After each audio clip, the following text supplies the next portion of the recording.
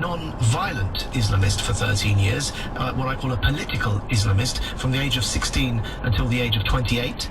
And I served time as a political prisoner in Egypt with convicted jihadists, those who were members of Al-Qaeda, as well as Al-Jama'ah Al-Islamiyya in Egypt, as well as Al-Jihad Al-Islami and other jihadist groups. I served 5 years in Mazra'atul prison in Egypt with the assassins of the former president of Egypt.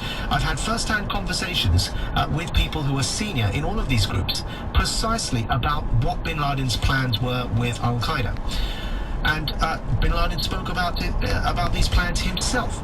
So what was, to your mind, bin Laden's purpose in attacking the Twin Towers? Apart from fear and terror, of course, there was a strategy behind it. And the strategy was, in his own words, he explained it to us before he died in his own writings. The purpose very clearly was that Al-Qaeda's original function was to remove Arab monarchies and dictatorships so they could establish in their ashes a caliphate. Their primary original goal, all of these jihadist movements began as regional movements to try and overthrow Arab despots.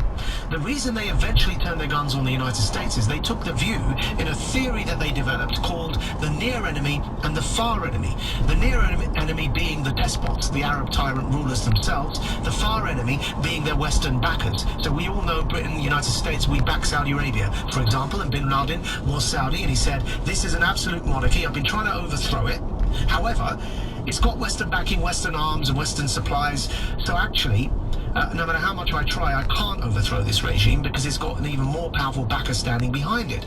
So he said, to remove this near enemy, which was the king of Saudi Arabia, I need to start attacking the far enemy, the United States of America. So I cause division between these two allies so that the West abandons the Arab leaders so that I can then get on with the original purpose, which was to overthrow these Arab despots. So that was bin Laden's theory. He divided the near enemy from the far enemy. He took the view that if he attacked in the heart of the United States of America, it would force the American public, through the change in public opinion, into an isolationist position. Aha, you see where I'm going with this now, don't you? Bin Laden believed that by constant and repetitive attacks on the West, it would force the West into an isolationist position. It will force the democratic leaders in the West to withdraw their troops and interests from the quagmire of the Middle East by saying we want nothing to do with that because we keep getting attacked, thereby leaving those Arab despots isolated so that the jihadists could overthrow them. That was bin Laden's purpose for attacking 9/11, and his original purpose was to try and provoke an overreaction initially.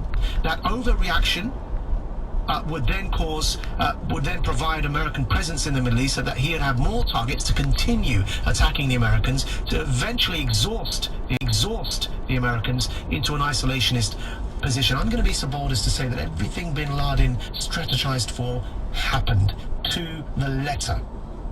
Bush overreacted, invaded Iraq, that provided ample targets for Al-Qaeda to strike, that exhausted the United States.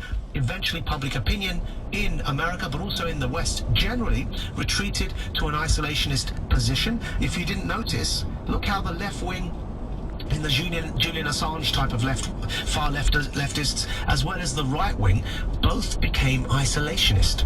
Whether it's Glenn Greenwald of The Guardian or Donald Trump, both opposed foreign involvement.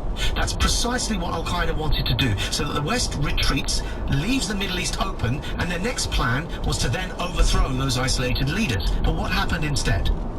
What bin Laden didn't see was that his own exploit those initial strategic successes of Al-Qaeda, and indeed come to be bitter enemies with Al-Qaeda, and that truly bin Laden's vision after he died was achieved. ISIS did end up overthrowing some despots. The Arab Spring did happen and achieved the overthrow of Arab leaders, and the West stood back because they were exhausted and didn't want to get involved anymore. Everything he predicted happened. The only error was that instead of Al-Qaeda establishing this so-called caliphate, ISIS did so instead and began fighting Al-Qaeda. And the difference was Al-Qaeda's form of terrorism had a certain level of internal logical steps they would follow. You wouldn't see Al-Qaeda slitting babies' throats. You would see them killing innocent civilians.